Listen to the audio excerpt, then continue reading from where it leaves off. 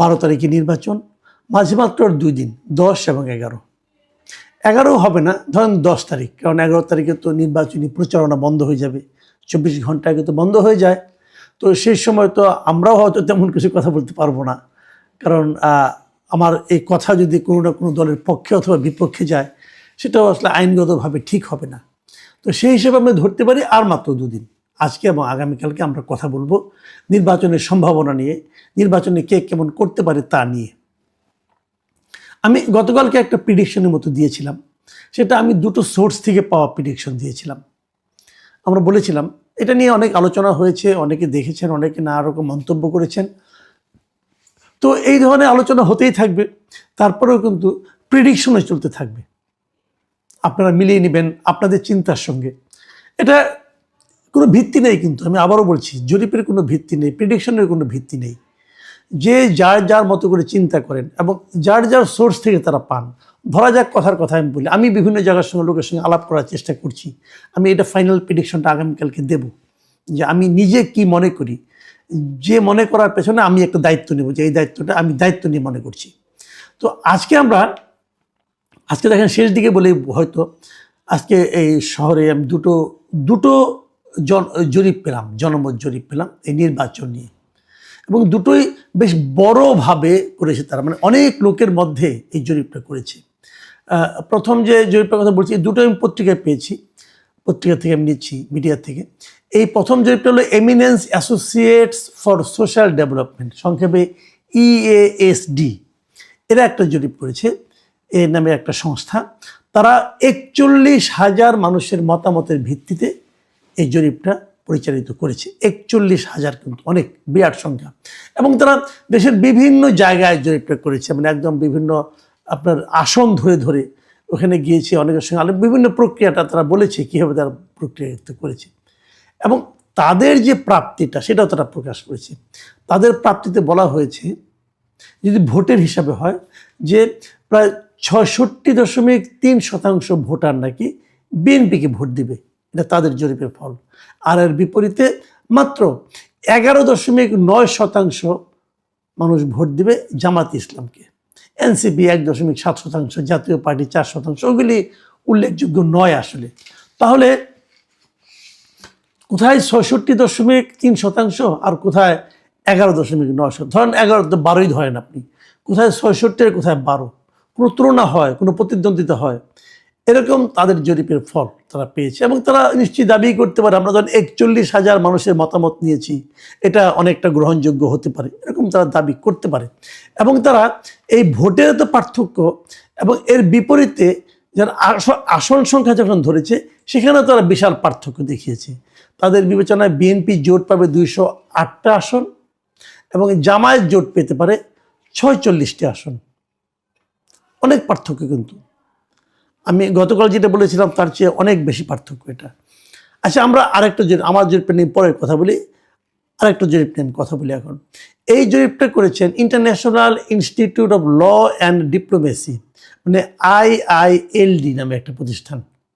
এরাও অনেক লোকের উপর করেছেন, এবং এদেরটা আমার তো মনে হয় যে আগে যেটা আমরা বললাম EASD, তাদের চেয়েও বেশি সংখ্যক।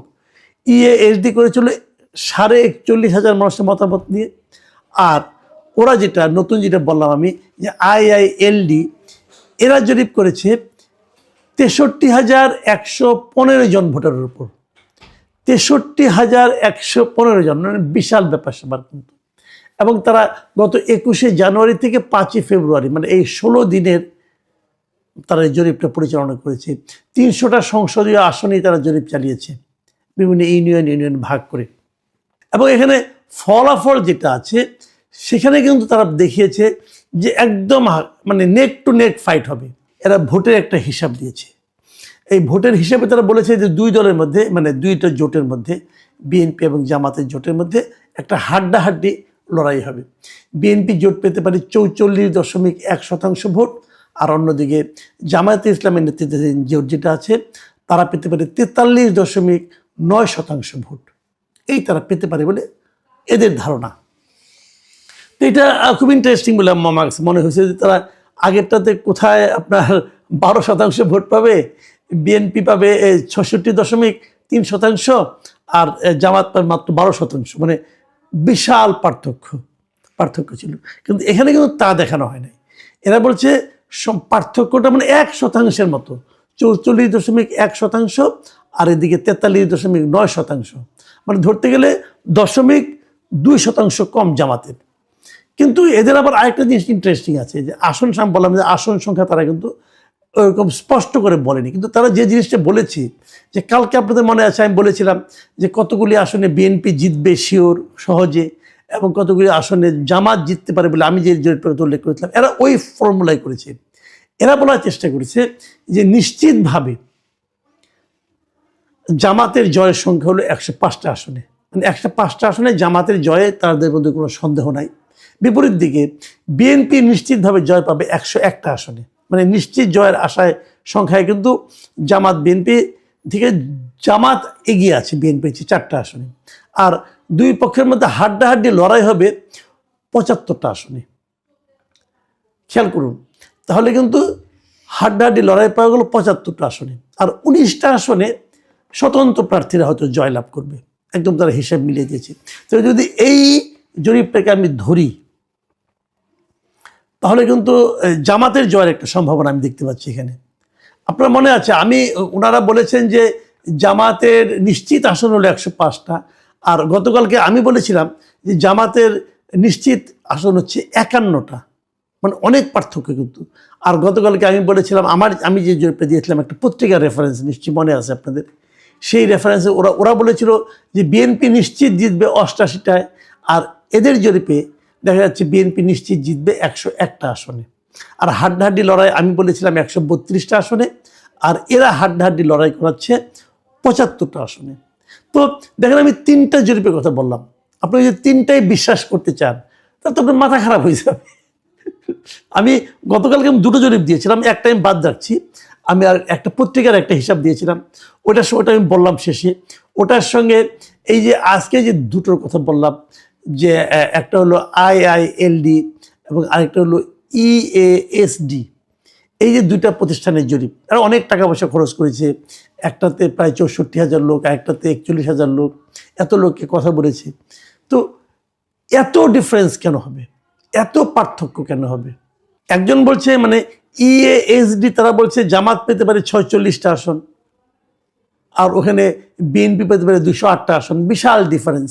আর পরেরটায় দেখা যাচ্ছে যে জামাতেরই বরং একটু বেটার হচ্ছে অবস্থানটা, মানে 105টা আর 101টা নিশ্চিত, আর হাড্ডাহাড্ডি 75।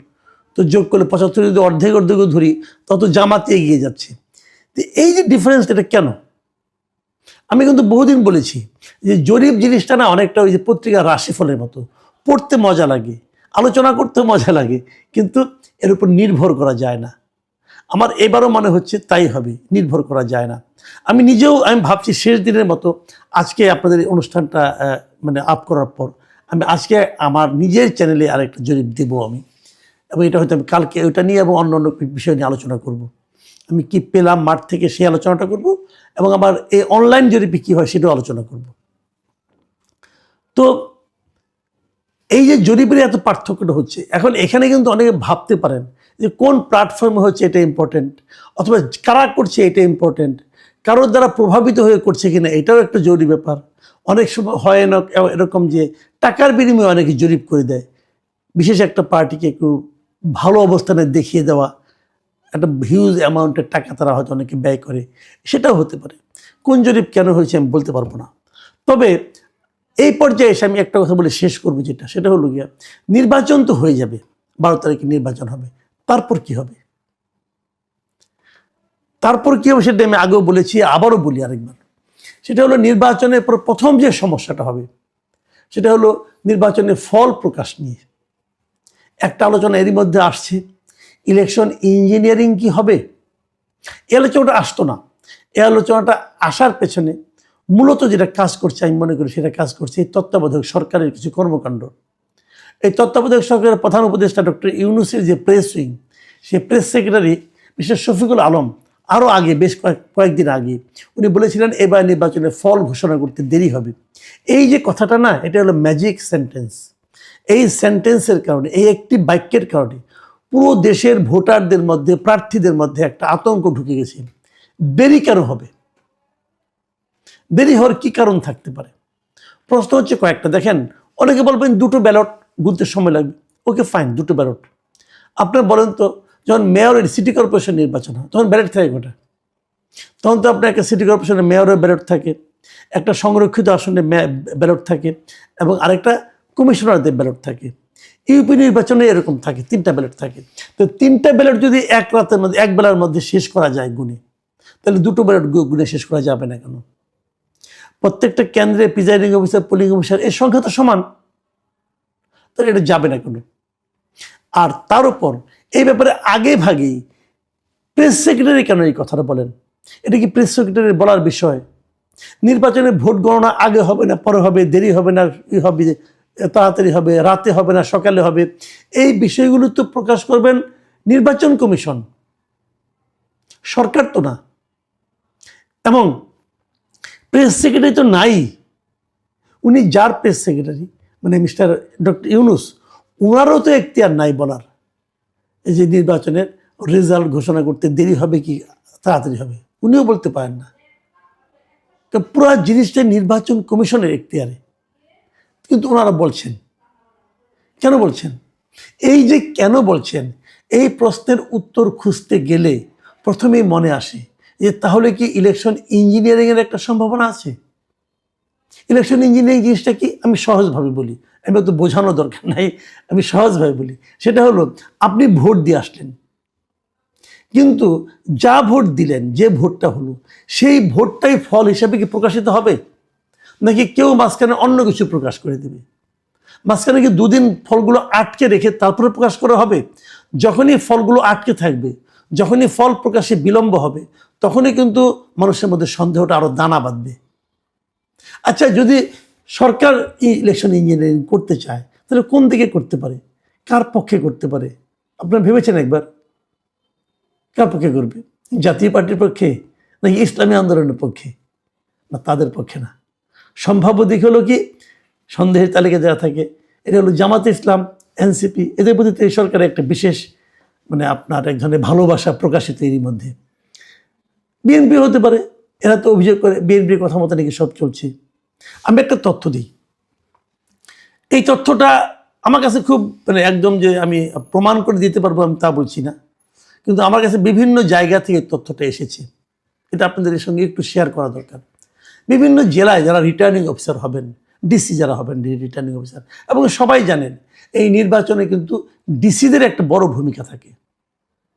আমাদের এই ডিসিদের ব্যাপারে কিন্তু এরই মধ্যে বিএনপিরা বলেছে, অভিযোগ করেছে যে ম্যাক্সিমাম ডিসি নাকি জামাত অভিযোগ করেছে অনেক জায়গায় নাকি ডিসি নিয়োগ করা হয়েছে বিএনপি লাইনের। এনসিপির কথা কেউ বলেনি, কিন্তু আমি যতটুকু জানি এনসিপিরও কমপক্ষে 18-19 জন ডিসি আছেন যারা নাকি এনসিপির। কীভাবে এনসিপি? তারা এনসিপি করতো না, তারা একজনের সুশীল ছিল আর কি। তো এনসিপির সুপারিশ করে তাদের বিভিন্ন জায়গায় নিয়োগ দিয়েছে। আর আমি যে হিসাবটা পেয়েছি, সেই হিসাবটা শুনলে আপনারা অবাক হবেন। সেই হিসাবটা হলো 64 জন ডিসির মধ্যে 30-এর উপরে হলো জামাত সমর্থিত ডিসি, মানে যারা জামাতের রাজনীতিকে সমর্থন করে, অথবা তাদের কর্মকাণ্ড কথাবার্তায় ওই এলাকার লোকজন অথবা প্রশাসনের অন্য অন্য লোকজন তাদেরকে জামাত সমর্থিত বলে মনে করেন।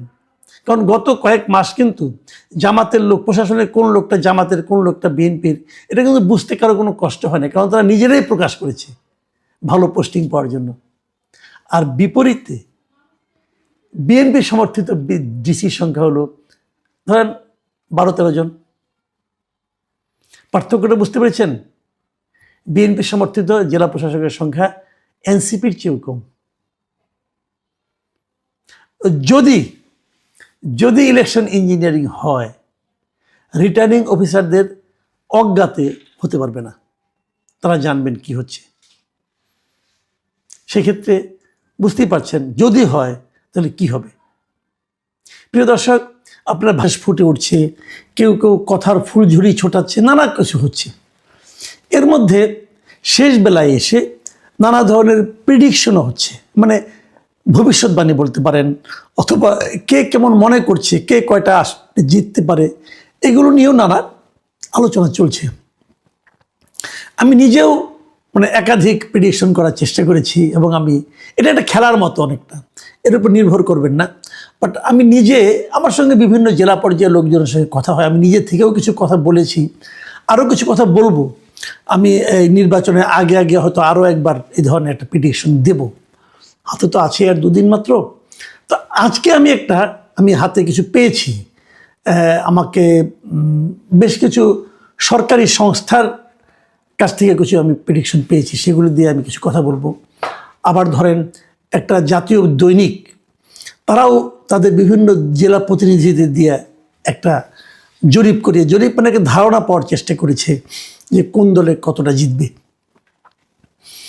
তো কি পেলাম আমরা? দেখুন, আমি সরকারি সংস্থার যে জরিপগুলো যা পেয়েছে, যে ধারণাটা পেয়েছে, সেটা আপনাদের একটু বলি আমি। তারা বলছে যে এই 300টা আসন তো হবে না, 298টা আসনে ইলেকশন হচ্ছে, 2টা তো বাদ আছে। এই 298টা আসনের মধ্যে তাদের বিবেচনায় বিএনপি জিতবে 150টা, জামাত জোট, বিএনপি হবে জোট না খেলে বিএনপি এককভাবে জিতবে 150টা আসনে, জামাত জোট জিতবে 70টা আসনে, স্বতন্ত্র জিতবে 55 জন। এটা কিন্তু একটা সিগনিফিকেন্ট। স্বতন্ত্র তারা কেন 55 জন বলল? আপনাদের মনে আছে নিশ্চয়ই যে বিএনপির কিন্তু বিদ্রোহী প্রার্থী আছে 79 জন। এই 79 জন প্রার্থী যারা আছে বিদ্রোহী, এদের মধ্যে আমার হিসাবে, আমি যতটুকু হিসাব করে দেখেছি, প্রায় ধরেন আপনার 42 থেকে 45 জন এরা খুবই স্ট্রং ক্যান্ডিডেট। মানে এরা হয় নিজেরা জিতবে অথবা অন্য কাউকে জেতাবে। মানে যদি নিজে জিততে নাও পারে, বিএনপির ভোট তারা এতটাই কাটবে যে ওখান থেকে হয়তো জামাত অথবা অন্য কেউ বেরিয়ে যাবে। বিএনপি এই যে তাদেরকে নিয়ন্ত্রণ করতে পারে না, এই 79 জনকে নিয়ন্ত্রণ করতে পারে না, আমি মনে করি এটা বিএনপির একটা বড় রাজনৈতিক ব্যর্থতা। তারা এমন লোককে নিয়ে রাজনীতি করেছে যারা দলের স্বার্থকে ইগনোর করেছে। এমন লোককে নিয়ে করে তারা দলের স্বার্থটা বুঝে নাই, মানতে চায় না, দলকে অসম্মান করেছে এই লোকগুলো। তো এত লোক নিয়ে বিএনপি রাজনীতি করতো কিভাবে? এটা আমার কাছে একটা রহস্য লাগে। আপনি নিশ্চিত থাকেন যারা বিদ্রোহী হয়েছে এদের অনেকেই এই দলের কেন্দ্রীয় অনেক নেতার সঙ্গে সুসম্পর্ক এখনো বজায় রাখছে, এবং ওখান থেকে এমন আশ্বাসও তারা পেয়েছে যে তারা নির্বাচিত হলে তাদেরকে আবার দলে ফেরত নেওয়া হবে, এবং এটা হবে। এই হলো এই ধরনের দলের। আওয়ামী লীগ, বিএনপিতে এটা অতীতেও বহুবার হয়েছে।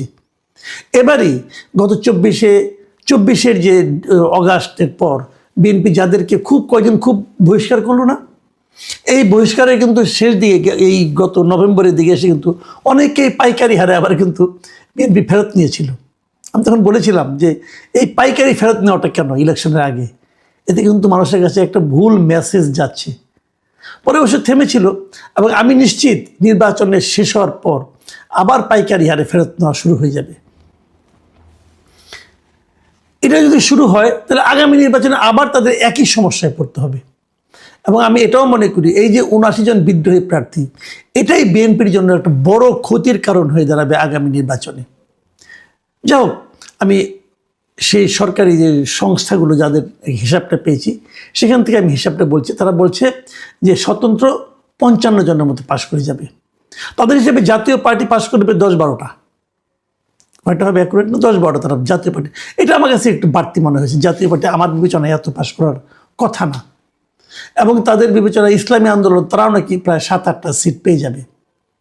এটাও আমার কাছে কেমন যেন একটু মানে অগ্রহণযোগ্য মনে হয়, আমি জানি না। এবং তাছাড়া অন্যান্য যারা আছে, বিভিন্ন দল আছে, কোনো দল আছে 1-2 করে পাশ করবে, সেরকম সংখ্যাও তারা দেখিয়েছে 5 জনের মতো। তাহলে কি দাঁড়ালো? বিএনপি তাহলে ক্ষমতায় যাচ্ছে, 185 হোক আর যাই হোক, এর চেয়ে কমবে না, বরং বাড়তেও পারে কিছুটা। আমার মনে হয় বিএনপি এদের হিসাব অনুযায়ী তারা বিএনপিকে ক্ষমতায় পাঠিয়েছে। আমি আরেকটা হিসাবের কথা বলছি, যেটা বলছিলাম যে একটা পত্রিকা, একটা জাতীয় দৈনিক, ওনারা একটা হিসাব করেছেন ওনাদের মতো করে। এই হিসাবটা আমার কাছে অধিকতর গ্রহণযোগ্য মনে হয়েছে। আমার খুব ইন্টারেস্টিং মনে হয়েছে এই কারণে, ওরা 2টো ভাগ করেছে। একটা ভাগ হলো যে নিশ্চিত জিতবে, আর একটা ভাগ হলো যে আসনগুলিতে খুব প্রতিদ্বন্দ্বিতা হবে। তাদের হিসাবে 88টা আসনে বিএনপি কোনো রকম প্রতিদ্বন্দ্বিতা না করেই জিতে যাবে। 88টা, 88। এই আসনগুলিতে বিএনপিকে কোনো ধরনের প্রতিদ্বন্দ্বিতারই মুখোমুখি হতে হবে না। এরকমভাবে জামাত জিতবে 51টা আসনে, কোনো ধরনের প্রতিদ্বন্দ্বিতা নাই, তারা মোটামুটি নিশ্চিত তারা 51টা আসনে জিতে যাবে খুব ইজিলি। আর 17টা আসনে স্বতন্ত্র প্রার্থীরা জিতবে। স্বতন্ত্র মানে ওই বিএনপি বিদ্রোহীরা 17টা আসনে তারা নিশ্চিতভাবে জিতবে। এখানে তাদের সঙ্গে অন্য কোনো প্রতিদ্বন্দ্বিতা হবে না, সেটা বিএনপি হোক জামাত হোক, কেউ তার সঙ্গে ফাইট করতে পারবে না। তারা এনসিপিকে দিয়েছে 2টি আসন, এই 2টি আসনে এনসিপিও বেশ আরামের সঙ্গেই জিতে আসবে। আমার ধারণা সম্ভবত এই দুটো, একটা হাতিয়ার আব্দুল হান্নান মাসুদ আর একটা হাসনাত আবদুল্লাহ হতে পারে, আমি শিওর না, তবে আমার ধারণা তাই হবে। আমি শিওর হলে এখন বলবো না আর কি, তবু বললাম এই দুটো। তাদের হিসাবে জাতীয় পার্টি জিতবে 4টা আসনে, এগুলো একদম নিশ্চিত। এছাড়া এর বাইরে অন্যান্য বিভিন্ন দলের থেকে 4 জন প্রার্থী তারা জিতে আসবেন। এরা এই পত্রিকাটার বিভিন্ন করসপন্ডেন্ট যারা আছেন তাদের সঙ্গে কথা বলে তারা যেটা বের করেছেন। আমার ধারণা আরও অনেক পত্রিকা কাজ করছেন, যদি এটা মিলে যায় আমি নির্বাচনের পরে পত্রিকাটার নামও বলবো আপনাদেরকে। এবং তাদের হিসাবে এই যে বললাম না কঠিন প্রতিদ্বন্দ্বিতা, তার সংখ্যা হলো 132টা আসনে। 132টা আসনে কঠিন প্রতিদ্বন্দ্বিতা হবে, এটা তারা মনে করে। মানে এই 132টা আসনে আসলে ডিসাইডিং ফ্যাক্টর হবে। এই 132টা আসনে যারা জিতবে, যারা ভালো করবে, তারাই আলটিমেটলি সরকার গঠন করবে। তার মানে এই 132টা আসন থেকে বিএনপি যদি 62টা আসন পেতে পারে, তাহলে কিন্তু তাদের 150 হয়ে যায়। খুব সিম্পল কিন্তু। কাজেই আর এই 162টা থেকে 132টা থেকে জামাতকে পেতে হবে 99টা আসন। জামাত যদি 132টার মধ্যে থেকে 99টা পায়, কেবল তাহলেই তারা ক্ষমতা দখল করতে পারবে, মানে সরকার গঠন করতে পারবে। আর বিএনপির জন্য 62টাই এনাফ। আমি যদি এটাকে মাথায় রাখি, তাহলে আমরা বলতে পারি যে মোটামুটি বিএনপির জন্য সরকার গঠন করাটা একটা সম্ভাবনাটা বেশি ইজিয়ার আমার কাছে মনে হচ্ছে। কারণ 132টা আসনে মধ্যে থেকে জামাত ইসলাম মানে 99টা আসন জয়ী হয়ে যাবেন, এটা আসলে একটু কঠিন হয়তো বা হবে। কিন্তু আমরা সব মিলিয়ে যেটা দেখলাম, যে আপনি যেমন ধরা যাক, আমি একটা কথা বলি, প্রায় বলি আমি, যে গত 24 অগাস্টে সরকার পতন হয়েছিল। নির্বাচনটা যদি 24 ডিসেম্বরে হতো, তাহলে বিএনপিকে কিন্তু এত হিসাব নিকাশ করতে হতো না। কিন্তু 6 মাসের মাথায় না হয়ে, 4 মাসের মাথায় না হয়ে, 1.5 বছরের মাথায় হওয়াতে বিএনপিকে কিন্তু একটু হিসেব নিকাশের মধ্যে পড়তে হচ্ছে। কারণটা কি? এটা হলো আমার মূল প্রশ্ন। কারণটা কি? যত দিন গিয়েছে বিএনপির জনপ্রিয়তা কেন কমল? এই বিষয়টা নিয়ে কি বিএনপির নেতৃবৃন্দ ভেবেছেন একবার? কেন তাদের জনপ্রিয়তা কেন কমল? কারণ হলো দুটো। এই দুটো কারণে আমি উল্লেখ করতে চাই, এই কারণে যে এখান থেকে বিএনপির নেতৃবৃন্দেরও কিন্তু উপলব্ধি করা প্রয়োজন আছে যে কেন তাদের জনপ্রিয়তা কমল। প্রথমত যেটা হয়েছে, যে ওই সময় যদি হতো তাহলে লোকে আওয়ামী লীগের কোনো সমর্থন ওই সময় ছিল না। আওয়ামী লীগের যে দুঃশাসন ছিল, সেটার কারণে আওয়ামী লীগের সমর্থন খুবই কম ছিল। কিন্তু পরবর্তী সময়ে ডক্টর ইউনূসের যে অন্তর্বর্তী সরকার, এদের যে দুঃশাসন বলেন, কুশাসন বলেন, এবং এদের মধ্যে অনেক লুটপাটও হয়েছে, এদের কারণে যত মানুষ কষ্ট করেছে, যত ডক্টর ইউনূসের সমালোচনা বেড়েছে, তত কিন্তু মানুষ ইউনূসের সরকারের সঙ্গে তুলনা করেছে আগের সরকারকে, বিএনপি সরকারকে না। কারণ বিএনপি সরকারকে তো অনেকে দেখেই নেই। সেই 2006 সালে কি দেখেছে 18 বছর আগে, ওটিকে আর মনে আছে নাকি ভাই কারো? কাজেই যত এই সরকারের অপশাসন হয়েছে, যত এই সরকারের নেগেটিভ ইমেজ বেড়েছে, তত মানুষ কিন্তু আগের সরকার মানে আওয়ামী লীগ সরকারের কথা ভেবেছে। এবং সেটা তখন এই সরকারের ব্যাড ইমেজটা যে ভর করেছে বিএনপির উপর, এর হলো একটা দিক।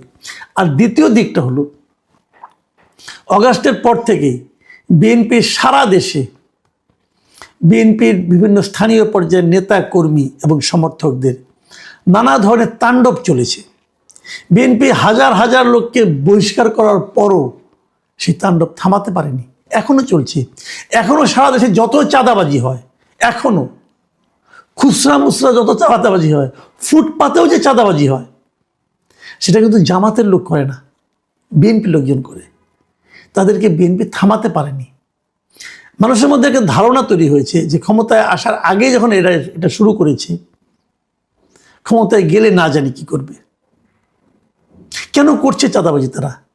এখানে একটা ইন্টারেস্টিং ইনফরমেশন কিন্তু আমি আছে, অনেকে আমাকে বলেছে যে তাদের এই চাঁদাবাজি করতে অনেক ক্ষেত্রে নেই, কোনো কোনো ক্ষেত্রে জামাতের লোকজন বরং উৎসাহিত করেছে যে তোমরা চাঁদাবাজি করো, আমরা তোমাদেরকে সারা দেশের মানুষের কাছে তোমাদের অপকর্মের খবরগুলি ছড়িয়ে দিই। এটা হচ্ছে জামাতের স্ট্র্যাটেজি। এই স্ট্র্যাটেজিকে কেউ কেউ হয়তো ঈর্ষা করতে পারেন, আমি কিন্তু অপছন্দ করি না। তারা তো চাইবেই প্রতিপক্ষকে ঘায়েল করতে। বিএনপির ওই সমস্ত নেতাকর্মীরা মাথা মোটার মতো ওগুলোতে ঝাঁপিয়ে পড়েছে, তার তাৎক্ষণিক অর্জনটাকে বড় করে দেখেছে। এটা কিন্তু বিএনপির জনপ্রিয়তা দিন দিন কমিয়েছে। তারেক রহমান দেশে ফেরার পর এই নেগেটিভ দিকটাকে তারা একটু কভার করার চেষ্টা করেছে। এখন তারা এই জন্য একটু অগ্রসর হতে চেষ্টা করছে। বিপরীত দিকে আরেকটা কথা বলি, এই যে বিএনপির যে বিদ্রোহী প্রার্থী, এটাও কিন্তু বিএনপির জন্য একটা নেতিবাচক দিক হয়ে দাঁড়িয়েছে। সব মিলিয়ে আগামী নির্বাচনে কি হবে, কিভাবে কি হবে আমরা বলতে পারবো না, আমরা দেখব। আবার ধরেন অনেকে হয়তো এই কথাও বলবেন যে এই যে জামাতের এতটা অগ্রসর বাড়ানো দেখা যাচ্ছে, যে জামাত আগে 7-8%-এর উপর কখনো ভোট পেত না, এবার তারা এত ভোট কেন পাবে? এটা কিন্তু ওই কারণে যেটা আমি এতক্ষণ ব্যাখ্যা করলাম। কিন্তু তারপরে অনেকে বলছেন যে বিএনপির ভোট তো অনেক, তাকে কি এই জামাত যদি তার ডাবল অথবা আপনার 3 ডাবল হয়ে যায়, মানে 3 গুণ হয়ে যায় ভোটের পরিমাণ, তবু তো বিএনপি থেকে অনেক দূরত্বে থাকে। এটা হলো গণিতের হিসাব, কিন্তু ভোটের হিসাব সবসময় গণিতকে অনুসরণ করে না। এই সামনের দিন কী হবে আমরা জানি না। আমরা একটা সম্ভাব্য একটা আলোচনা চেষ্টা করলাম আপনাদের সঙ্গে, আপনারাও এটা নিয়ে ভাবুন। আগামী 2 দিনের আর সময় আছে, 2 দিনের মধ্যে হয়তো আমি আরও একটা জরিপ, যে জরিপে আমার ধন্যবাদ। তুষার ভাই, আপনি জানেন যে নির্বাচন যতই ঘনিয়ে আসছে, এখন নানা ধরনের আলাপ আলোচনা হচ্ছে। কে জিতবে, কে হারবে, কে জিতলে কেন জিতবে, কে ভোট পাবে, কেন ভোট পাবে, এই সমস্ত নানা ধরনের ইকুয়েশন কিন্তু মানুষের মধ্যে টুকটাক আলোচনা হচ্ছে। অনেকে জরিপ করছেন, জরিপের রেজাল্ট দেখে কেউ অবাক হচ্ছেন, কেউ খুশি হচ্ছেন, নানা ধরনের আলাপ। আবার নীরব ভোট বলতেও নাকি একটা ভোট আছে, সে আলোচনাও আসছে। তো এর মাঝখানে আজকে আমরা দেখলাম, পত্রিকাতে পড়লাম যে একটা আপনার প্রতিষ্ঠান নাম হলো সোচ্চার টর্চার ওয়াচডগ বাংলাদেশ। আমি নামটা অর্থ বুঝি নাই, সোচ্চার আবার টর্চার, সোচ্চার টর্চার ওয়াচডগ বাংলাদেশ এরা একটা জরিপ করেছে। এই জরিপে অনেক কিছু, এই যে দলীয় প্রধান যারা আছেন, তারেক রহমান অথবা শফিকুর রহমান অথবা নাহিদ ইসলাম, এরা নাকি নিজ নিজ আসনে জিতবেন, কিন্তু বাংলাদেশ খেলাফত আন্দোলন যেটা আছে, যা মমিনুল হক যেটা প্রধান, উনি নাকি জিততে পারবেন না, ববি হাজরা, এরকম নানা রকম ইকুয়েশন আছে। ওগুলি নিয়ে আমি আলোচনা যাচ্ছি না।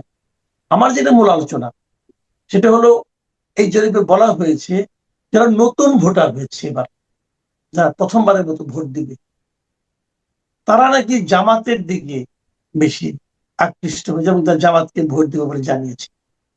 তো নতুন ভোটারদের এই যে পছন্দের যে আপনার বিষয়টা বলে তারা দেখাচ্ছে, এটা আপনার কাছে কেমন মনে হয়? আমি সাধারণত জরিপ খুব একটা বিশ্বাস করি না, কেননা জরিপ যারা করেন তারা চাইলে পরে জরিপের অর্থায়ন এবং জরিপের উদ্দেশ্য অনুযায়ী জরিপকে ম্যানিপুলেট করতে পারেন। এই জরিপগুলি নির্বাচনের ঠিক আগে আগে হয়। নির্বাচনের সময় জরিপগুলি করলে প্রচুর পাবলিসিটি পাওয়া যায়, ফলে অনেক সংস্থা আছে নির্বাচনের আগে জরিপগুলি করে নিজেদেরকে চেনায়। কিছু জরিপ আছে পার্টিগুলি পয়সা দিয়ে করায়, কিছু জরিপ আছে তারা এমনিতেও জরিপ করে প্রতিষ্ঠানগুলি, তারা এই সময় জরিপ করে নিজেদের জরিপের দক্ষতা প্রমাণ করতে চায়। মানে এক একজনের এক এক উদ্দেশ্য থাকে। আপনি যে জরিপের কথা বললেন, সেখানে এরকম বলা হয়েছে যে একটি দল বেশি সমর্থন পাবে, আরেকটি দল পাবে না। আবার অন্য একটা জরিপে বলা হয়েছে নতুন ভোটারদের 70% বিএনপি কে ভোট দিবে। ফলে আপনি ফলে আপনি বুঝতে পারছেন যে এই জরিপগুলি আসলে যে যেখানে গিয়ে করে সেখান থেকে রেজাল্ট আসে। ধরেন বগুড়ায় করলে বিএনপির অনেক বেশি আসে, আবার ধরেন জামাত প্রবণ এলাকা রাজশাহী বা এইসব জায়গায় করলে আবার জামাতেরটা বেশি আসে। কিন্তু আমার বক্তব্যটা খুবই পরিষ্কার, জরিপে বিশ্বাস করে ভোট দিতে গেলে ভোট সিদ্ধান্ত হওয়ার সম্ভাবনা বেশি।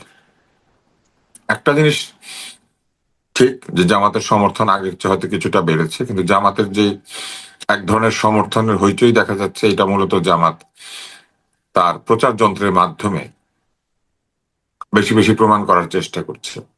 আহ খুব সহজ একটা হিসাব করতে পারেন, 2008 সালের শেষ যখন ভোট হয়েছে, তারপরে এখন 18 বছর পার হয়নি, গত আহ মানে 8 সাথে 18 যোগ করলে 26, মাত্র জি 18 বছর হয়েছে আর কি লোকজনের।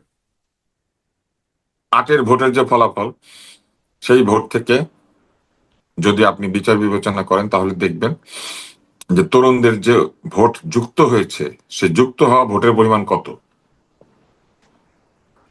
আগে যারা অন্য কোথাও ভোট দিয়েছে তারা তো আর সাধারণত ভোট বদলায় না, কিন্তু জি এই তরুণ ভোটার যারা 18 বছর হয়েছে, যাদের এই 26 এবং 25-এ কিংবা ধরেন 24-এ বা 23-এ বা 22-এ বা 20-এ, এইভাবে যদি চিন্তা করেন তাহলে আমি ধরে নিচ্ছি যে গড়ে 1 থেকে 1.5 কোটি নতুন ভোটার হয়েছে।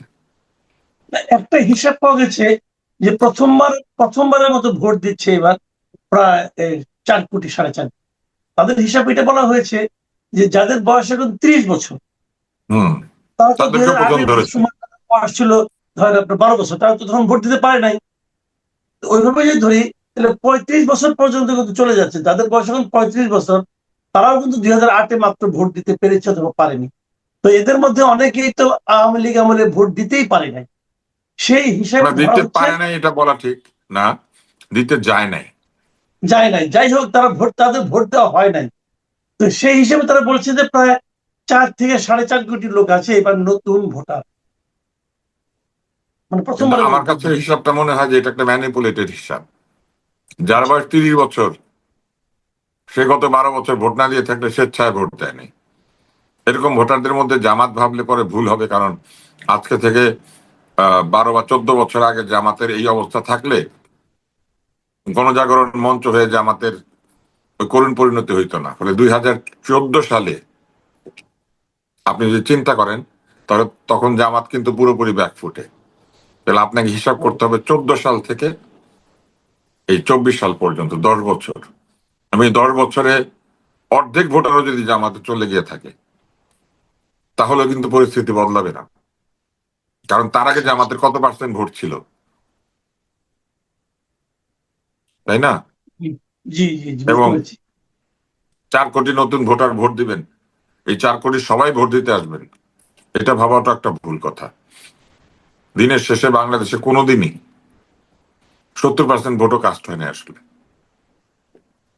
তাহলে 12 কোটি ভোটার থাকলে ভোট কাস্ট হওয়ার সম্ভাবনা বড় জোর 5 থেকে 7 কোটি। তো ধারণা করা হচ্ছে সেখানে 4 কোটি নতুন ভোটার সবাই চলে আসবেন, বরং বয়স্ক ভোটাররা বেশি ভোট দিতে যায়, তরুণ ভোটাররাই বরং অনেক সময় ভোট দিতে যায় না।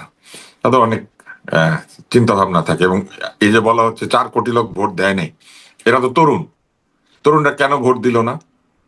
তাদের পছন্দের প্রার্থী ছিল না, এই জন্য ভোট দেয় নাই। এই কথা যদি চিন্তা করা হয় তাহলে তো এই তরুণেরা বহু আগে জামাতকে ক্ষমতা আনতে পারতেন, এই তরুণেরা বহু আগে আন্দোলন করে ফেলতে পারতেন, তাই না? জি ফলে এই হিসাবগুলি হচ্ছে এক ধরনের অঙ্ক। এই অঙ্কে অনেক ফাঁক ফোকর আছে। এবং এই জি 4 কোটি ভোট নতুন যুক্ত হবে, এই 4 কোটি ভোটের 2 কোটিও যদি জামাত পায়, বাকি 2 কোটিতে পাবে জামাতের বিপক্ষ জোট। এখানে তো রাইট। অনেক বড় বড় কেউ নাই, এখানে তো 3টা পার্টি নাই। ফলে না দুইটাই। বিএনপির পুরনো ভোটের সাথে 2 কোটি যোগ করে দেন, আর জামাতের পুরনো ভোটের সাথে 2 কোটি যোগ করে দেন।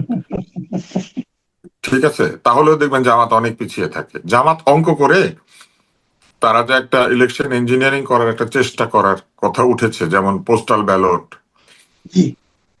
এবং অন্যান্য জায়গাতে তাদের লোকজনের যে অতি তৎপরতা দেখা যাচ্ছে, এগুলো হচ্ছে সেটারই একটা অংশ। এটাও একটা মেটিকুলাস ডিজাইন। আমার আপনি বলতে চাচ্ছেন নতুন ভোটারের যে প্রচারিত সংখ্যাটা, এটা আসলে অতিরঞ্জন আছে এখানে। হুম, এখানে অবশ্যই অতিরঞ্জন আছে। ধরেই নেওয়া হচ্ছে নতুন ভোটার অনেক আসবে এবং তরুণরা সব জামাতকে ভোট দিবে, এটা একদম ভুল ধারণা। তরুণরা অনেকে জামাতকে ভোট দিতে পারে, কিন্তু সকলে দিবে না। আর বিশ্ববিদ্যালয়ের রেজাল্ট যেটা হয়েছে সেটা হচ্ছে একদল ছেলে মেয়ে যারা বিশ্ববিদ্যালয়ে ভর্তি হতে পারে। বিশ্ববিদ্যালয়ে ভর্তি হতে পারা জনসংখ্যা আসলে কতটুকু, ইভেন যারা পড়াশোনা করে তাদের কত পার্সেন্ট? আমি বারবারই বলেছিলাম যে বাংলাদেশের সব স্কুল কলেজে নির্বাচন দিয়ে দেন, দেখেন সেখানে জামাত সবগুলিতে জিতে কিনা। আগে থেকেই রাকসু এবং চাকসু তাদের দখলে বহু বছর ধরে, ওইখানে জামাত বহু বছর বছর ধরে আছে। রাকসু চাকসু বাদ দিলে ডাকসু এবং জাকসু, সেখানে কিন্তু কারচুপির অভিযোগ আছে। নীলক্ষেতে ব্যালট পাওয়া গিয়েছে, কিন্তু এটা কিন্তু অস্বীকার করা যাবে না। রেজাল্ট মেনে নেওয়া হয়েছে, সবকিছু হয়ে গিয়েছে। জাকসুতেও কিন্তু শিক্ষকরা পদত্যাগ করেছিলেন কমিটি থেকে, আপনার মনে আছে নিশ্চয়ই, যে জি, জি। কারচুপির অভিযোগ দিয়ে। সুতরাং এগুলাকে বেঞ্চমার্ক হিসেবে ধরা বা এগুলিকে উদাহরণ হিসেবে ধরাটা বুদ্ধিমানের কাজ না। আচ্ছা, এখন আমরা নির্বাচনে যে পর্যবেক্ষক নিয়োগ, এটা নিয়ে একটা আরেক মানে একটা মহা কেলেঙ্কারি ব্যাপার দেখা গেল আমাদের। আমরা দেখতে পেলাম যে এইবার সরকার প্রচুর পর্যবেক্ষককে মানে নিয়োগ দিয়েছে এবং মানে অনুমতি দিয়েছে। তার মধ্যে 81টি সংস্থাকে তারা অনুমতি দিয়েছে এবং এই 81টি সংস্থার মোট পর্যবেক্ষকের সংখ্যাও প্রায় 55,454 জন। এবং ইন্টারেস্টিংলি এখানে সবচেয়ে বেশি পর্যবেক্ষক যার ছিল, সেই প্রতিষ্ঠানের নাম হলো, সংক্ষেপে নাম হলো পাশা। সেই পাশার আসলে পর্যবেক্ষক পাশা না, ওটা সংক্ষেপ নাম হচ্ছে পাসা, PASA। এটা সবাই বলতে লজ্জা পাচ্ছে। ওদের নাম আসলে পাসা, এস দিয়ে তো, এস দিয়ে পিপলস তো দ্বন্দ্ব হয় না। Association for social advancement. হ্যাঁ হ্যাঁ, হ্যাঁ, people's association for social PASA। Advancement, PASA। এটার উচ্চারণ পাশা হয় কি করে? এস এর উচ্চারণ তো স না, এস এর উচ্চারণ হচ্ছে স। পাশা হবে। হ্যাঁ আচ্ছা, হ্যাঁ, পাশা। আচ্ছা, এই পাশারই ছিল আপনার 10,559 জন। হ্যাঁ হ্যাঁ, এখন 10,500, 10,500, 10,500 মানে 20% এবং তাদেরকে দিয়ে দিয়েছে। এবং এই পাশার কিন্তু টোটাল কর্মকর্তার সংখ্যা হলো একজন, হ্যাঁ, মানে হুমায়ুন উনি কবির নির্বাহী তার নাম। পরিচালক, আর কেউ নাই। তার নাম উনি হুমায়ুন একাই। কবির। হুমায়ুন কবির, হ্যাঁ, বিখ্যাত এবং লোক সে সে। তার নিজের বাড়িতে একটা ঘরের মধ্যে এই পাশা খুলেছে। পাশা খুঁড়ে দিছে বলা ঠিক হবে কিনা জানি না। যাও, তো ওনার এটা এবার এই নিউজটা প্রচারিত হওয়ার পর নির্বাচন কমিশন এটাকে মানে অনুমোদনটা স্থগিত করছে। এই যে স্থগিত করলো, আমার প্রশ্ন হলো 10,000 তো স্থগিত হয়ে গেল, আর 55,454 এরা কারা? মনে রাখবেন, কোনো জবাব নাই। আওয়ামী লীগ আমলে যারা নির্বাচন পর্যবেক্ষণ করতো তারা কেউ কিন্তু এবার নাই, সবাইকে বাতিল করে দেওয়া হয়েছে, তারা সবাই ব্ল্যাক লিস্টে। আর নতুন যে এই যে 55,000 পর্যবেক্ষক গজে গেল, এদের দ্বারা আজকে কতটুকু পর্যবেক্ষণ হবে এবং কিভাবে পর্যবেক্ষণ নিয়োগ করা হয়েছে, তাদের সেরকম কোনো প্রশিক্ষণ আছে কিনা? ওই হুমায়ুন কবির সাহেব কিন্তু বলেছিলেন তার যারা কর্মী হবে 10,000, তাদের কারো কোনো প্রশিক্ষণ নাই। প্রশিক্ষণ ছাড়া একজন লোক পর্যবেক্ষক হয়ে কি করবে? তাহলে সে কি কোনো প্রার্থীর কাজ করবে? সে কি নিজেকে বিক্রি করে দেবে, কি করবে? এই বিষয়গুলোকে আরো কিভাবে কি করা যায়, আপনার কাছে কি মনে হয় এই পুরো ঘটনাটা নিয়ে? এইখানে একটি সন্দেহজনক তৎপরতা হয়েছে। প্রথমত, এই প্রতিষ্ঠানটি শুরুতে অকৃতকার্য হয়েছিল।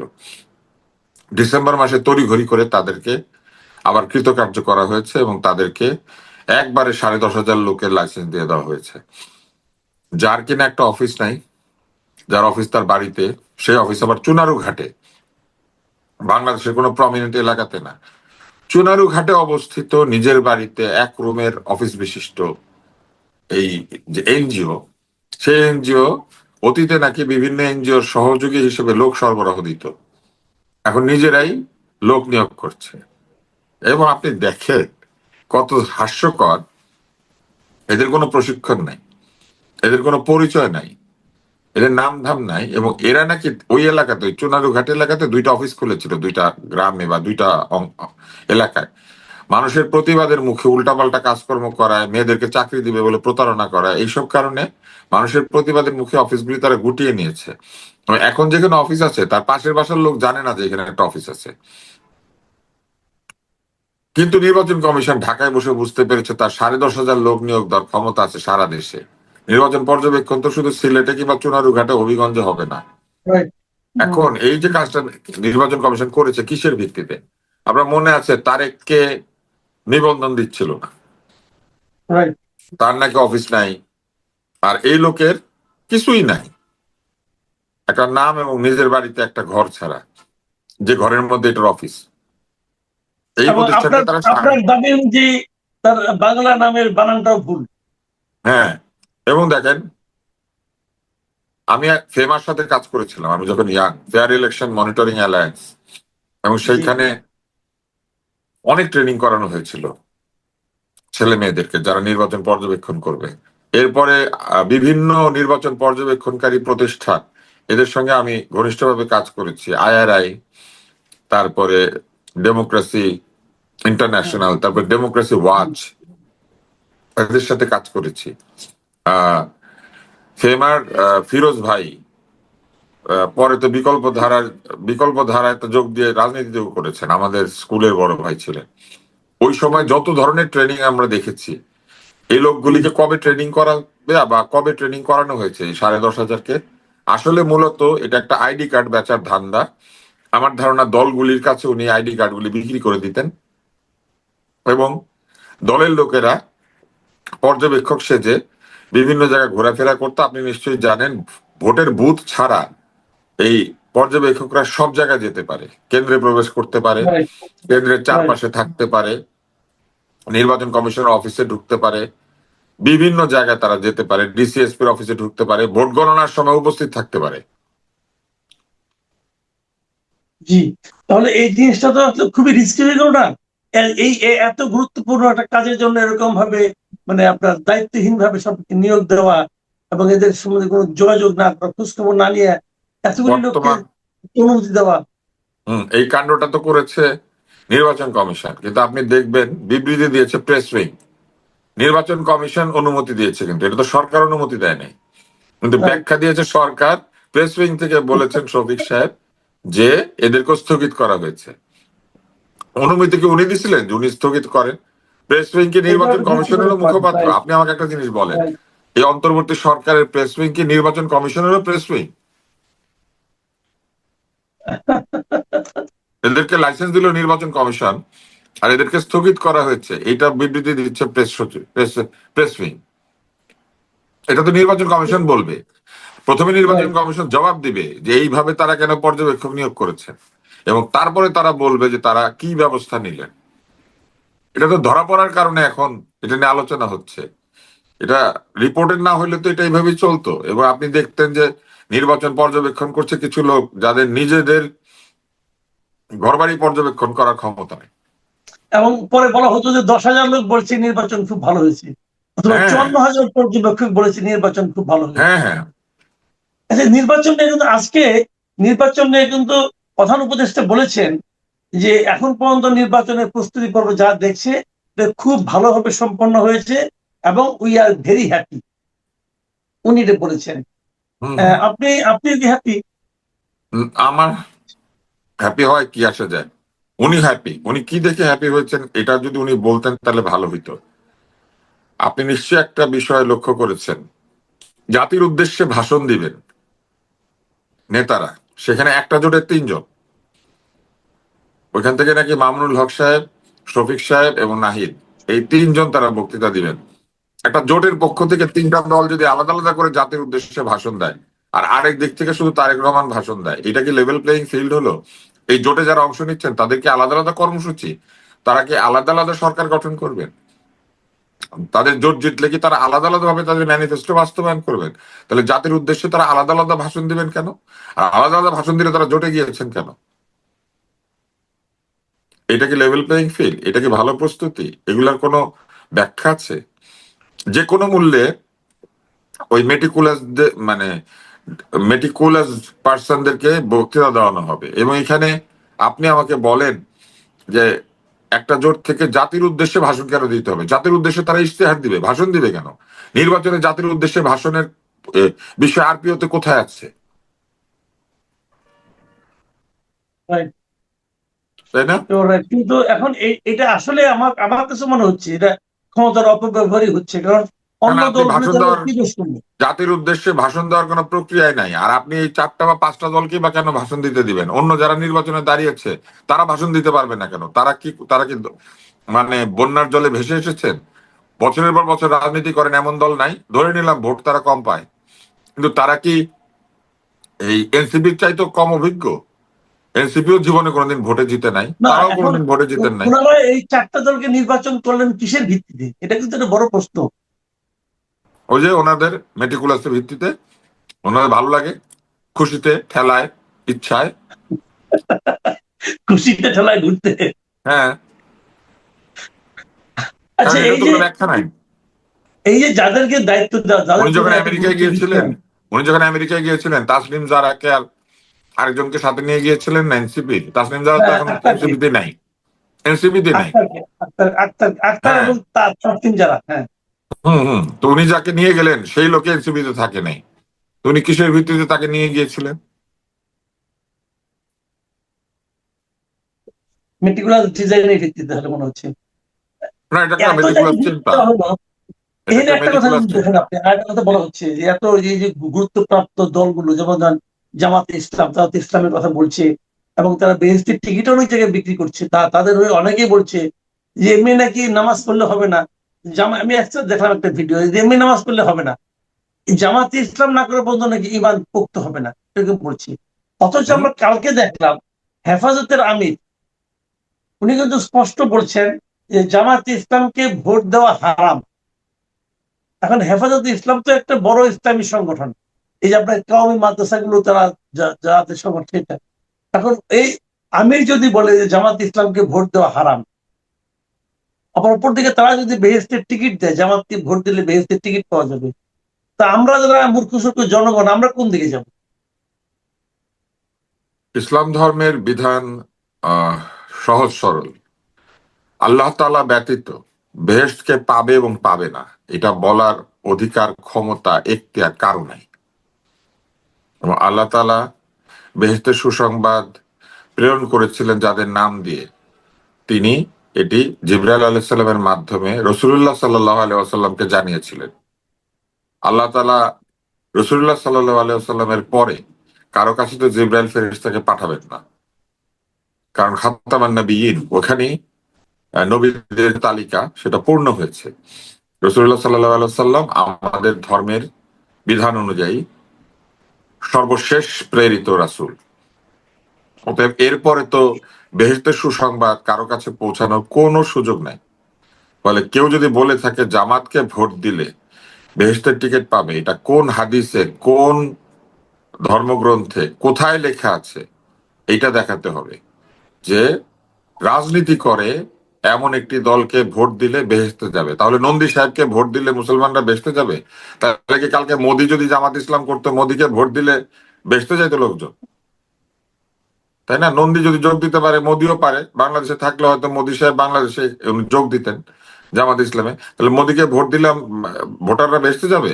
জামাত যাকে খুশি তাকে দাঁড় করিয়ে দিবে আর তাকে ভোট দিলে মানুষ বেহেশতে যাবে? জামাতের যে অ্যালায়েন্স আছে, সেই অ্যালায়েন্সের মধ্যে নাহিদকে, পাটোয়ারিকে ভোট দিলেও বেহেশতে যাবে? যারা জামাত করে না তাদেরকে ভোট দিলেও বেহেশতে যাবে? জামাতের সাথে কি হাত মিলালেই বেহেশতে যাওয়ার টিকিট পাওয়া যাবে? এগুলো ফাজলামো কথা না? না, জামাতের সঙ্গে হাত মিলে অনেক কিছু তো হয়। জামাতের সঙ্গে হাত মিলে তো অলি আহমেদ সাহেব স্বাধীনতা ঘোষক হয়ে গেছেন, উনি তো আগে ছিলেন না, কিন্তু ওনার এই এই যে ইতিহাস নতুন, জামাত কিন্তু আগে ডিসক্লোজ আমার করে আরেকটা নাই। প্রশ্ন আছে। দেখেন, আমি কিন্তু জামাতের বিপক্ষে না, আমি শুধু কথাগুলি সমালোচনা করছি। একই ধরনের কথা বিএনপি বললে আমি সেটারও সমালোচনা করব। তো এইখানে দেখেন আরেকটা কাণ্ড তারা ঘটিয়েছেন। তারা একটা ম্যানিফেস্টো প্রকাশ করেছেন, আধিপত্যবাদী ভারতের কোনো কিছু তাদের ভালো লাগে না, কিন্তু তারা ভারতীয় সমস্ত ছবি ডাউনলোড করে ভারতের মহিলা, ভারতের ডাক্তার, ভারতের স্কুলের ছাত্রছাত্রী, স্কার্ট পরা, ওই কাপড় ভারতীয়, ওই চেহারা ভারতীয়, তাদেরকে ছবি দিয়ে তাদের ছবি ব্যবহার করে তারা ম্যানিফেস্টো তৈরি করেছেন। তারা কি বোঝাতে চেয়েছেন, যে তারা জিতলে পরে আমাদের ছবিগুলি ভারতীয়দের মতো হাসি আনন্দে ভরে যাবে? ভারতীয় সরকারি ওয়েবসাইট থেকে তারা ছবি ডাউনলোড করে তাদের ম্যানিফেস্টোর মধ্যে ছেপেছেন। বাংলাদেশে মানুষ ছিল না যাদের ছবি তারা সেখানে ব্যবহার করতে পারতেন না? এখানে একটা মজার ব্যাপার আছে, বাংলাদেশে ছবি তুললে সেই ছবি তোলাকে তারা বিভিন্ন সময় ফতোয়া দেন যে ছবি তোলা যাবে না, এই না যায় সেই না যায় বলতে থাকে অনেকে। কিন্তু ধরেন ভারতে ছবি তোলা হয়েছে, এগুলো তারা আমরা তুলি নাই, তো অতএব ওগুলাকে এনে এখানে ছেপে দিলে হয়ে গেল। ভারতের 26 লক্ষ লোক এখানে চাকরি করত, তাদেরকে সবাইকে বিদায় করেছে নিশ্চয়ই, কিন্তু ভারত থেকে আবার তাদেরই ছবি ফেরত এনেছে। এবং আরো অদ্ভুত ব্যাপার আছে, আপনি চিন্তা করে দেখেন, এই যে তারা ম্যানিফেস্টো করেছেন সেখানে অধিকাংশ নারীর ছবিতে কোনো আহ হিজাব তো দূরের কথা, স্কার্ফও নাই। কারণ ইন্ডিয়ান ছবি আনলে, ওখানে ইন্ডিয়ান ছবি আনলে স্কার্ফ থাকবে কোত্থেকে? ওখানে যেসব ডাক্তারদের ছবি ব্যবহার করা হচ্ছে, যেসব স্টুডেন্টদের ছবি ব্যবহার করা হচ্ছে, নির্ঘাত তারা মুসলিমও না। তো ওনারা কি বোঝাতে চাচ্ছেন? তারা যদি ইলেকশনে বিজয়ী হন, তাদের ম্যানিফেস্টোর ছবি অনুযায়ী নিশ্চয়ই আমরা ওইরকম হয়ে যাব। কারণ ওনারা এমন স্কুল বানাবেন, আমাদের ছাত্রছাত্রীদেরকে ওইরকম দেখা দেখা যাবে, আমাদের ডাক্তারদেরকে ওইরকম দেখা যাবে, তাই না? ওনাদের স্বাস্থ্য ব্যবস্থার ছবিটা নিশ্চয়ই ওইরকম হবে। তার মানে তারা এটা কি কি করতে চাচ্ছেন? আপনার মনে হয় যে এক ধরনের আনাড়িপনা নাকি ইচ্ছাকৃত, আপনার কি মনে হয়? না না, এগুলাই হচ্ছে তাদের কাজ এবং কথার মধ্যে অমিল। আধিপত্যবাদী ভারত ভালো না, কিন্তু ভারতের মডেল ভালো, ভারতের ছবি ভালো, ভারতের সরকারি ওয়েবসাইটে যেগুলো দিয়েছে সেগুলো অনেক ভালো। ওনারা জিতলে পরে আমাদের চেহারা ওইরকম হয়ে যাবে, সেটাই তো বোঝাতে চেয়েছেন। ম্যানিফেস্টোতে ছবি যেগুলো ব্যবহার করা হয়, এটা মানে কি? এটা মানে হলো যে আমরা যদি জিতি এমন বাংলাদেশ বানাবো, আপনারা ওইরকম হয়ে যাবেন। তা আমরা এখন ভারতীয়দের মতো হয়ে যাব? আমাদের চেহারা সুন্দর হয়ে যাবে ওইরকম, যে নাকি আমাদের চেহারা সুন্দর না সেজন্য আমাদের চেহারা বাদ দিয়ে তারা ওইসব ছবি এনেছেন? এগুলা হচ্ছে মানে এক ধরনের মানে শব্দটা উচ্চারণ করতে চাই না আমি আসলে, এক ধরনের কথা দিয়ে কথা না রাখে আর কি, যেসব কথা বলেন ওনারা ওগুলো ওনারা বিশ্বাস। কথা বলে কে কেমন ভোট পাবে, কে জিতবে, কে হারবে, জিতলে কেন জিতবে, হারলে কেন হারবে, নানা রকম ইকুয়েশন হয়। আপনার সঙ্গে ওই সমস্ত ইকুয়েশন নিয়ে আমি আজকে একটু কথা বলতে চাচ্ছি না। আমি চাচ্ছি একটা বিষয় নিয়ে কথা বলতে, যেটা হলো আমরা দেখেছি যে আমাদের দেশে রাজনীতিতে ভারত ফ্যাক্টর এটা সবসময় খুব গুরুত্ব পেয়ে থাকে। কারো ভারত প্রেম, কারো ভারত বিরোধিতা। ভারত তো আমাদের প্রতিবেশীর দেশ, তার সঙ্গে আমাদের বিরোধিতাও থাকতে হবে, প্রেমও থাকতে হবে, আবার একটা ব্যালেন্সও থাকবে। যার সঙ্গে প্রেম থাকে তার সঙ্গে বিরোধিতাও থাকবে। তো এই যে বিষয়গুলো, এটা খুবই একটা ডেলিকেট একটা মনে হয় একটা মাঝখানে একটা লাইন থাকে, যে লাইনটা একটু এদিক সেদিক হলে অনেক ঝামেলা হয়ে যায়। তো এই বিষয়টা নিয়ে আমি একটু কথা বলতে চাই, কারণ দেখেন আমরা দেখলাম জামাতে ইসলামের প্রচন্ড ভারত বিরোধিতা। আবার জামাতে যে ইশতেহার আছে, সেই ইশতেহারে যে বইটা আমি পেয়েছি, দেখলাম, আমি আমার কাছে খুব অবাক লাগলো। তারা কিন্তু ভারতীয় বিভিন্ন ছবি টবি, বিভিন্ন ওদের ম্যাগাজিনে, বিভিন্ন পত্রিকার ছবি একদম কাট পেস্ট করে দিয়েছে। তার মানে ওনাদের মধ্যে ভারতের প্রতি দৃশ্যতে একটা বিরোধিতা আছে, আবার অন্য দিক দিয়ে চর্যবৃত্তির ক্ষেত্রে একটা প্রেমও আছে। তো এরকম নানা রকম জিনিস থাকে। তো আমি এই বিষয়গুলো নিয়ে আপনার সঙ্গে একটু খোলামেলা হতে চাই, যে আমাদের সাধারণ মানুষের মধ্যে কিছু প্রশ্ন আছে। আমার কাছে প্রথম প্রশ্ন, যে বাংলাদেশে যখন কোনো রাজনৈতিক সংকট আসে, তখন আমরা প্রথমে কেন ভারতের কথা ভাবি, দিল্লির কথা ভাবি, যে দিল্লির দ্বারা হচ্ছে কিনা, অথবা দিল্লি কি করছে, অথবা দিল্লির সঙ্গে সম্পর্কটা কি হতে পারে, এই প্রসঙ্গটা কেন উচ্চারিত হয়?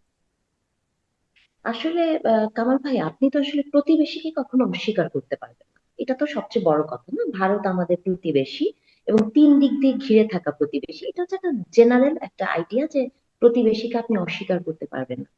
কিন্তু এই যে ভারত বিরোধিতা, এটাকে না অনেক ক্ষেত্রেই আমার মনে হয় কি, যে একটা পলিটিসাইজড একটা ইস্যু। এটাকে মানে অবশ্যই এটা পলিটিক্স, কিন্তু এই ইস্যুটা না তোলা হয় অনেক অভ্যন্তরীণ পলিটিক্স কে আড়াল করার জন্য। এটা আমার কাছে মনে হয়। কি কারণে এটা আমি আপনাকে বলি, সেটা হচ্ছে যে যেমন আপনি প্রথমে একটি শব্দ বললেন যে জামাতে ইসলামের প্রচুর ভারত বিদ্বেষী মানে কথাবার্তা আমরা শুনেছি, তারা একটা অ্যান্টি ইন্ডিয়ান একটা আইডিয়া এস্টাবলিশ করার চেষ্টা করছে। বা যারা জুলাই আন্দোলনে ছিল বা এনসিপি, তাদেরকেও আপনি দেখবেন একই তালে কথা বলে, তাই না? তো এইটা আমার কাছে কি মনে হয় জানেন, এটা আমার কাছে মনে হয় যে তারা ওই তাদের প্রেজেন্টেশনের মতো, তাদের ইশতেহারের মতো, তাদের ছবির মতো, যে তারা ভারতীয় ছবি ব্যবহার করবেন, তাদের এমপিরা ভারতীয় নায়িকার কথা বলবেন, তাদের সুন্দর দেখে তাদের খুব ভালো লাগবে। কিন্তু তারা এটা আমাদেরকে মুখে বলেন, অন্তরে কিন্তু এক ধরনের কানেকশন আছে। এটা কেন করে জানেন?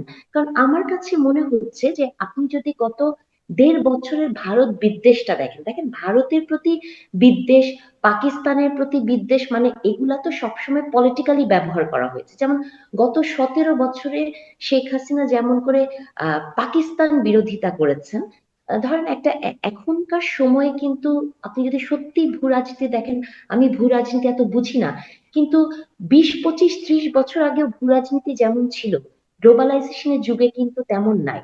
20, 25, 30 বছর আগে আমরা দেখেছি একটা দল, একটা দেশ এসে আরেকটা দেশের উপর একদম নেকেডলি ইন্টারভিন করে না। এখন কিন্তু এগুলো একটু অন্যরকম, যুদ্ধগুলোর কথা আপনি বাদ দিলে সেটা অন্যরকম। কিন্তু এই যে গত 1.5 বছরের সিচুয়েশনটা কোন জায়গায় গেছে দেখেন, আপনি বাংলাদেশের অভ্যন্তরীণ তো কিছু সংকট আছে, হ্যাঁ, বাংলাদেশে যে ইসলামিস্ট গ্রুপের উত্থান বলেন, আমাদের নিজেদের বিউরোক্রেটিক ঝামেলা বলেন, বা ইন্টারনাল পলিটিক্যাল প্রবলেম গুলা বলেন, বা নারী বিদ্বেষ বলেন, প্রত্যেকটাকে আপনি ঢাকার জন্য আমার কাছে মনে হয় যে ভারতের যে, আপনি যে কোনো একটা প্রবলেমই হোক না কেন, ধরেন এই মুহূর্তে আপনার সাথে আমার একটা গন্ডগোল লাগলো, এটাই বলবে কি যে এটার পেছনে ইন্ডিয়ার হাত আছে।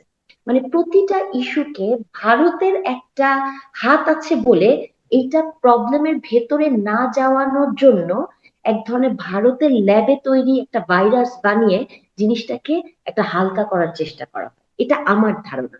দেখেন গত 1.5 বছরে, বা আপনি যদি রিসেন্ট 1, 1.5, 2 মাসে দেখেন, যখন প্রথম আলো ভাঙা হলো, উদীচী ভাঙা হলো না, সেখানে প্রো সেকুলার দালাল, ভারতীয় দালাল, মানে এগুলাই তো বলা হয়। আজকের প্রসঙ্গটা এমন এসছে, আজকেও দেখবেন যে আমি আর আপনি ভারতের দালাল হয়ে যাব। এটা আমার কাছে মনে হয় যে এটা পলিটিক্সকে আপনি যাতে ইন্টারনাল পলিটিক্স এর মেইন প্রবলেম গুলোর দিকে দৃষ্টি দিতে না পারেন, এটাও এক ধরনের পলিটিক্যাল গেম আমার কাছে। এটা সরল জায়গা থেকে মনে হয়। যেমন একটা জিনিস আপনি জি, আমাকে বলেন, একটা বিষয় আপনি আমাকে হুম, বলেন, সেটা হলো গিয়ে, আপনি কি মনে করেন যে বাংলাদেশে যে কোনো নির্বাচনে অথবা ক্ষমতায় যেতে অথবা ক্ষমতায় হুম, টিকে থাকতে ভারতের আশীর্বাদ আসলে খুব জরুরি? আমি, আপনি যদি আমাকে জিজ্ঞেস করেন, হ্যাঁ, মানে অ্যাজ আ হ্যাঁ, কোন পলিটিক্যাল পার্টি হিসেবে না, ব্যক্তিগতভাবে আমি মনে করি যে না, যেভাবে করে এটাকে পোর্ট্রেট করা হয় সেভাবে জরুরি না। তবে একটা সুসম্পর্ক তো থাকতে হবে। কিন্তু ধরেন ভারতের সাথে আপনার সুসম্পর্ক মানেই হচ্ছে আপনি বিশ্বাসঘাতক, বা বিএনপির সাথে তার একটা যোগাযোগ হওয়া মানেই হচ্ছে বিএনপি ভারতের প্রজেক্ট নিয়ে আসছে। বিষয়টা তো তা না। বর্তমান যুগে আপনি তো আসলে দেখেন, আপনি যদি ইউরোপিয়ান পলিটিক্স গুলার দিকে দেখেন, আপনি জার্মানির পলিটিক্স এর দিকে দেখেন, টার্কির পলিটিক্স এর দিকে দেখেন, আপনি যুদ্ধ ব্যতীত কোন, মানে প্রতিবেশীকে কিন্তু আপনি একেবারে নাকচ করে দিতে পারবেন না। আর ভারতের সাথে তো আমাদের অর্থনৈতিক ভাবে, আমাদের ইভেন আপনি শুধু অর্থনৈতিক কেন বুঝেন, সামাজিক কালচারাল এইসব বিষয়গুলো তো তো আছে। এখন পর্যন্ত আমি আর আপনি যে ভারত নিয়ে আলাপ করছি, বা জামাতে ইসলামী যে বলছে তাদের বাসায় ভারতীয় চ্যানেল চলছে না, শাহরুখ খানের সিনেমা চলে না, রাশমিকাকে তারা সুন্দরী বলছেন না, বলছেন তো, বা ইন্ডিয়ান কাপড় পরছি না, তার মানে আপনি তো কমপ্লিটলি এটাকে নাকচ করে দিতে পারবেন না। কিন্তু আমি মনে করি যে যেভাবে করে পোর্ট্রেট করা হয়, যে একটা রাজনৈতিক দলের, যেমন আপনি দেখেছেন খালেদা জিয়ার জানাজাতে যখন ইন্ডিয়া থেকে পররাষ্ট্র মন্ত্রণালয় থেকে লোক এসেছেন, তখন বলা হয়েছে যে এই যে দেখো, মানে বিএনপি এখন ইন্ডিয়ার সাথে একটা যোগসূত্র করে ফেলেছে। বাট এগুলোতে একটা নর্মাল সম্পর্ক আপনাকে রাখতে হবে। তো যে কথাটার মধ্যে আমি আসলে থাকতে চাই, যেমন আমি কয়েকদিন আগে একজন লেখা পড়ছিলাম, একটু জামাত ঘরানার একজন রাইটার। তিনি একটি লেখাতে, আমি নামটা না বলি, তিনি একটি লেখাতে লিখছেন যে আহ ভারতের কাছে প্রবলেম এখন কিছুই না। ভারতের কাছে প্রবলেম এখন বিএনপি না, কোন রাজনৈতিক দল ক্ষমতায় আসবে তা না, শুধুমাত্র প্রবলেম হচ্ছে জুলাই যোদ্ধা। জুলাই যোদ্ধারা নাকি ভারতের কাছে এখন মেইন প্রবলেম। এটা কিন্তু ভেরি প্রবলেমেটিক বিষয়টা। দেখেন আপনি যখন এই কথাটা বলছেন যে জুলাই যোদ্ধারাই শুধু তাদের প্রবলেমে, মানে প্রবলেম ক্রিয়েট করছে ভারতের, ভারতের সাথে বাংলাদেশের যে আরো অনেক অনেক বিষয় আছে, বাংলাদেশের সাথে চুক্তি আছে, বা বাংলাদেশের অভ্যন্তরীণ পলিটিক্স এর যে বিষয়গুলো আছে, যেমন বাংলাদেশের পলিটিক্সে তো 5টা বিষয় ভেরি ইম্পর্টেন্ট। যেমন ইন্টারনাল পলিটিক্স, যেমন ধরো মিলিটারি, মিলিটারি হচ্ছে ভেরি ইম্পর্টেন্ট একটা গেম প্লে করে, তারপর ধরেন একটা সিঙ্গেল ব্যুরোক্রেসি এখানে ইম্পর্টেন্ট গেম প্লে করে, পলিটিক্যাল পার্টি করে, রিলিজিয়াস গ্রুপ করে এবং বিজনেসম্যানরা করে। এটা তো ইন্টারনাল পলিটিক্সকে এক ধরনের কন্ট্রোলের মধ্যে আনে। এখন আপনি এইখানে এমফাসাইজ না দিয়ে আপনি যদি সমস্ত কনস্পিরেসি বা সমস্ত গন্ডগোলকে ভারতের দিকে দেন, তাহলে হবে কি, আপনার চিন্তার মেরুকরণটাকে আপনি খুব সরলীকরণ করলেন এবং সেই জায়গা থেকে আপনি এই যে একটা ইসলামিক গ্রুপের উত্থান হচ্ছে, এই যে নারী বিদ্বেষী বিশাল একটি গ্রুপ তৈরি হচ্ছে, এগুলাকে আপনি ঢেকে দিচ্ছেন। আমার মনে হয় যে এই ন্যারেটিভ গুলা তৈরি করা হয় বাজারে যাতে মূল ইস্যুটা সামনে না আসে, মূল ইস্যুটাকে ঢেকে ফেলার জন্যই মনে হয় এই ধরনের একটা ন্যারেটিভ তারা তৈরি করে, এটা আমার ধারণা। আচ্ছা, একটা কথা বলেন, আপনি দেখবেন যে যখন নাকি শেখ হাসিনা সরকারের পতন হল, ডক্টর ইউনূসের নেতৃত্বে একটা অন্তর্বর্তীকালীন সরকার এলো, আমরা ভারতের মিডিয়াগুলোতে দেখলাম একটা হই হই রই রই ব্যাপার। তারা এমন ভাবে প্রচার করা শুরু করলো, আমি তো একটা ভারতের মিডিয়াতে এমনও দেখেছি যে ঢাকা শহরের রাজপথে নাকি লাশের পর লাশ পড়ে আছে, এরকমও তারা কিন্তু বলেছে। কলকাতার কিছু বাংলাতে কিছু টিভি, রিপাবলিকান টিভি হয়তো এরকম দেখলাম, ওখানে ক্লাউনের মতো একটা লোক লাফালাফি করছে আর বলছে যে এই মাত্র সব শেষ হয়ে গেল, মুখল তুমুখল, এগুলো আমরা দেখেছি। কিন্তু এখন যখন নির্বাচনটা বাংলাদেশে ঘনিয়ে এসেছে, নির্বাচনের একদম আগ মুহূর্তে নির্বাচনকে কেন্দ্র করে আমি কিন্তু ভারতের মিডিয়ার সেরকম তৎপরতা আর দেখছি না। এখন যেন তারা চুপচাপ বসে দেখছে যে কি হয় না হয়।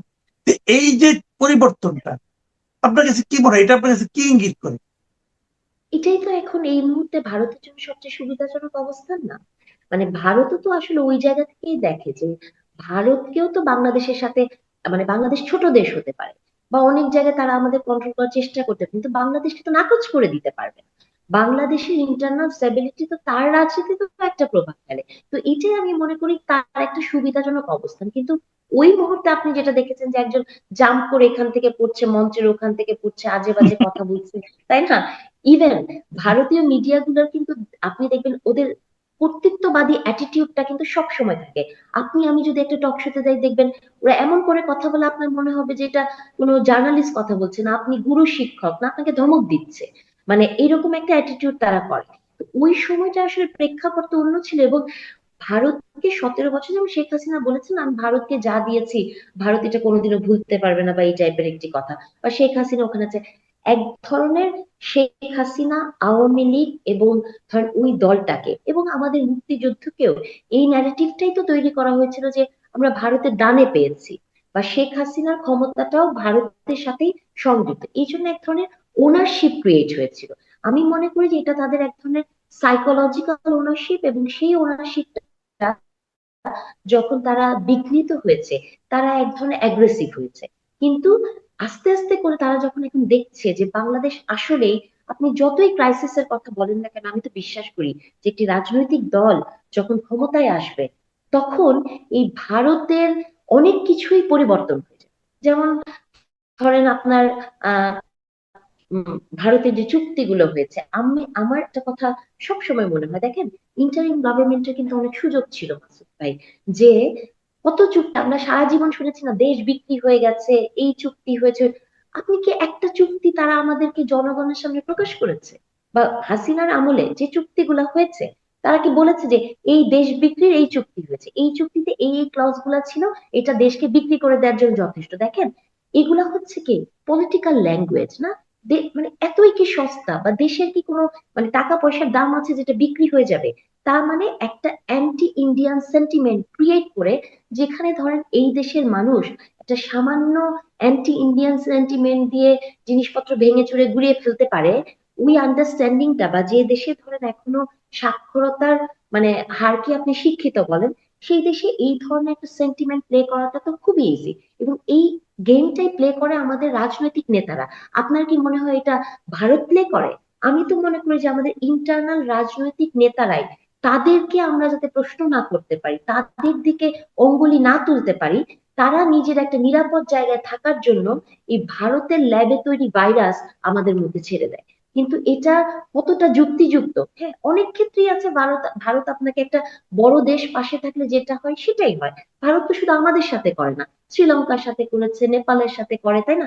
এই ধরনের একটা জিনিস তো সবসময় করছে। কিন্তু আমার কাছে মনে হয় যতটা না এটা ভারত কর্তৃক ক্রিয়েটেড এবং যতটা না সিরিয়াস, ততটা আমাদের ইন্টারনাল পলিটিক্যাল পার্টিস গুলা যারা আছে, যারা নেতারা আছে, যাদেরকে আপনি সরাসরি প্রশ্ন করতে পারেন যে তুমি কেন এই বিদ্বেষী কথাটা বলছো, তুমি কেন নারী বিদ্বেষ ক্রিয়েট করছো, এটা অনেক ইজি হয়ে যায় ওইভাবে নেওয়াতে যে সমস্ত দৃষ্টি আপনি ভারতের দিকে দিয়ে দিবেন, তাহলে তার রাজনীতি করতে সুবিধা হয়, আমার এটা ধারণা। জি, আমরা প্রায় শেষ পর্যায়ে দুটো প্রশ্ন আপনাকে করতে চাই। একটা কথা হলো কি যে এটা তো আপনি মানবেন এবং এটা আমরা নিজেরাও বুঝি যে ভারতের সঙ্গে বাংলাদেশের যে সম্পর্ক, যে দ্বিপাক্ষিক সম্পর্ক, এটা স্বাধীনতার পর থেকে এর মধ্যে তো অনেক এসেছেন, বঙ্গবন্ধু এসেছেন, জিয়া রহমান এসেছেন, এরশাদ, হাসিনা, খালেদা, সবাইকে এসেছেন। আমার মনে হয় যে এই সময়ে ভারতের সঙ্গে যে দ্বিপাক্ষিক সম্পর্ক, এর চেয়ে খারাপ সম্পর্ক সম্ভবত আর কখনোই ছিল না। তো আপনার কি মনে হয় যে একটা যদি নির্বাচন হয়, নির্বাচনটা যদি ভালো নির্বাচন হয়, নির্বাচনে যেই জিতুক, যখন কোনো একটা ইলেক্টেড গভর্নমেন্ট আসবে, আপনি কি মনে করেন যে এই যে শীতল সম্পর্ক, এই বরফ কিছুটা হলেও গলবে? আমি তো আসলে বিশ্বাস করি, আপনার কথার সাথে আমি 100 ভাগ একমত যে বাংলাদেশের ইতিহাসে গত 1.5 বছর মানে অ্যান্টি ভারত সেন্টিমেন্ট যেভাবে তৈরি করা হয়েছে, এটা আগে আগে ছিল, একভাবে ছিল, আর হাসিনার বয়ান তো অন্যরকম ছিল, তাই না? সেটা ছিল, রাইট। কিন্তু এইবার ম্যাসিভ জায়গায় গেছে। বিশ্বাস করেন, এই যে কথাটা প্রথম থেকেই বলছি যে এটা কিন্তু আমার কাছে মনে হয় যে এটা আমাদের ইন্টারনাল পলিটিক্যাল পার্টিস গুলার তৈরি একটা ন্যারেটিভ, এবং এই ন্যারেটিভটা তারা তৈরি করে, তাকে আপনি যাতে প্রশ্ন না করতে পারেন। এখন আমি এটা অবশ্যই বিশ্বাস করি যে বাংলাদেশের সাথে সম্পর্ক তো ধরেন ভারতের ইলেকশনের পরে শীতল জায়গা থেকে উষ্ণ হবে, আমি উষ্ণ হওয়ার পথে, শীতল সম্পর্ক আমি চাই না, উষ্ণ হবে। এবং সেই সাথে সাথে আমি মনে করি যে পার্টিকুলারলি একটা রাজনৈতিক দল, যে রাজনৈতিক দলটা সরাসরি বলি যে ইসলামিস্ট, আমরা যে একটা ভাবনা চিন্তার জায়গায় আছে আমাদের, তারা ক্ষমতায় আসলে মানে যেভাবে করে দেশের নারী থেকে শুরু করে অন্যান্য সমস্যাগুলো হবে, মানে অ্যাড্রেসটা অন্যভাবে হবে। কিন্তু যদি অন্য কোনো দল, একটা মধ্যপন্থী দল ক্ষমতায় আসে, তাহলে এই সম্পর্কটা অবশ্যই ভালো হবে। এবং আমি বিশ্বাস করি যে ধরেন এখন বললে বলবেন যে আচ্ছা বিএনপির পক্ষে কথা বলছি, কিন্তু আপনি বেগম খালেদা জিয়ার সময়ও দেখেছেন যে ভারত বিরোধিতা কিন্তু ওইভাবে আসে না, কিন্তু একটা শক্ত অবস্থান ছিল। এবং আহ, এই মুহূর্তে যিনি বিএনপির হাল ধরেছেন, তিনি কিন্তু এসে তার একটা স্লোগানই আছে, দিল্লি নয় পিন্ডি নয়, সবার আগে বাংলাদেশ। এবং আমি কিন্তু এটা বিশ্বাস করতে চাই, কারণ দেখেন আমরা এমন একটা সিচুয়েশনে আছি কামাল ভাই, যে এই গত 1.5 বছরে এই অ্যান্টি ইন্ডিয়ান সেন্টিমেন্ট দিয়ে মানে আমাদের হয় কি, আমাদের নিজেদেরও তো একটা ক্লান্ত লাগে, তাই না? আমাদের মানসিক ক্লান্তিটাও তো আসে, আমরা নিজেদের ফোকাসকে আরেক জায়গায় সরিয়ে ফেলি। আমি এটা করতে চাই না, আমি আমার এনার্জিকে পজিটিভ জায়গায় খরচ করতে চাই। তাহলে এই অ্যান্টি ইন্ডিয়ান সেন্টিমেন্ট যে ভারতকে আমরা একটা প্রতিবেশী দেশ হিসেবেই দেখবো, এবং সেই প্রতিবেশী দেশের সাথে মানে দেনা পাওনা হিস্সা যতটুকু হওয়া দরকার সেটা রাজনৈতিক ভাবেই হবে, এবং বাংলাদেশের মানুষের আকাঙ্ক্ষাকে সামনে রেখেই হবে। সো আমি মনে করি যে ভারত ওই যে প্রভুর যে কথাটা ছিল, প্রভুর জায়গায় না, যে আমি বন্ধুর কথাও বলি না, বা আপনি যে প্রেমিক প্রেমিকার কথা বললেন, প্রেম টেম বাদ দেন, অনেক প্রেম হয়েছে এই জীবনে, হ্যাঁ। প্রেমের অপোজিটেই থাকে হচ্ছে ঘৃণা, যত কম প্রেম তত কম ঘৃণা, আমরা আসেন মাঝামাঝি থাকি, আমি এটা বিশ্বাস করি, থাকতে পারবো মাঝামাঝি। আমি একদম শেষ প্রশ্ন করছি, আমাদের নির্বাচন তো একদম দ্বার প্রান্তে চলে এসেছে, অনেকে অনেক কথা বলছেন। আপনি কি মনে করেন এই নির্বাচনে কোনো বৈদেশিক শক্তি কোনো ধরনের প্রভাব বিস্তার করতে পারে, অথবা পার্টিকুলারলি ভারত কোনো প্রভাব বিস্তার করতে পারে? আমি আপনার কথায় উত্তরটা একটু ডিপ্লোম্যাটিক ভাবে দিব না সত্যি দিব সেটা চিন্তা করে, ঝামেলা তো হয় বুঝছেন না। কিন্তু আমি যদি আমার মনের কথাই বলতে চাই, সেটা হচ্ছে যে আমি বিশ্বাস করি না যে মানে এক্সটার্নাল কিছু ফ্যাক্টর, ধরেন কিছু এলিমেন্ট থাকতে পারে, ধরেন এক ধরনের কোনো একটা প্রপাগান্ডা তৈরি হলো, বা এগুলো তো আমরাও করি, কিন্তু আমি মনে করি যে এই ইলেকশনকে বিতর্কিত করার জন্য আমাদের দেশের ভেতরে যে ফ্যাক্টর গুলো আছে সেটাই যথেষ্ট। আমি মনে করি যে এই ফ্যাক্টরটা, আমরা ইলেকশন ইঞ্জিনিয়ারিং এর কথা শুনছি, আমরা আজকে পর্যন্তও কিন্তু বাজারে এই কথা চাওয়ার আছে যে ইলেকশন হবে তো, যেটা আমরা, হ্যাঁ, তো এটা তার ভারত তৈরি করে দেয়। বা ইলেকশন ইঞ্জিনিয়ারিং এর যে কথাগুলো আমরা শুনি সেটা, অথবা কত সহিংস হতে পারে এই ইলেকশনটা, এটা ভারত তৈরি করে দিচ্ছে না। আমাদের ভেতরেই কেউ না কেউ আছে যারা ভারতের পারপাস সার্ভ করে, যারা অন্যের পারপাস সার্ভ করে এবং নিজেদের পারপাস সার্ভ করে। সো আমি মনে করি যে সঠিক দেশপ্রেম থাকলে, মানে আপনার ব্রেইনের ভিতর এত দেশপ্রেমেরও দরকার নাই, মানে আপনার ভেতরে যদি ওই জিনিসটা থাকে যে আমি দেশের ভালো চাই, এটাই যথেষ্ট। দেখেন, এই প্রসঙ্গে একটা কথা বলি যে দেশপ্রেম দেশপ্রেম বলে আমরা যে মুখে ফেনা তুলে ফেলি, তাই না, যে দেশপ্রেম দেশপ্রেম, প্রকৃত দেশপ্রেম কি আপনি কখনো মানে বাংলাদেশে কয়জন মানুষের হাত দিয়ে দেখেছেন? দেখেন, একটা দেশে আমি জীবনে অনেক সময় কাটিয়েছি, পড়াশোনা করেছি জার্মানির মতো একটা দেশে, হ্যাঁ, সেই দেশে আপনি দেখেছেন যে দুইটা বিশ্বযুদ্ধ তারা কিভাবে ফেস করেছে, কি অবস্থা তাদের হয়ে গেছিল। কিন্তু বিশ্বাস করেন, জার্মানিতে এত বছর কাটে আমি কোনোদিন শুনি নাই যে আহ জার্মানি হিটলারের নাম তো আপনি নিতেই পারবেন না, আপনাকে জেলে ধরে নিয়ে যাবে, হ্যাঁ। তো এই যে পশ্চাৎপদতা, এখন পর্যন্ত স্বাধীনতার ঘোষণা কে দিল কি দিল না, এবং মুক্তিযুদ্ধের সঠিক ইতিহাস নাকি আরেকটি দল ক্ষমতায় আসলে লিখবে, এখনো যখন আপনি 53-54 বছর জিনিসের আগে নিয়ে, অথবা আপনার জাতীয় সঙ্গীতকে আপনি বদলে ফেলতে চাবেন, এই একটা লুপের ভিতর যখন আমরা ঘুরপাক খাচ্ছি না, তখন একটা দেশের ইলেকশনকে আনস্টেবল করতে বিদেশি শক্তির দরকার হয় না, দেশের ভেতরে শক্তি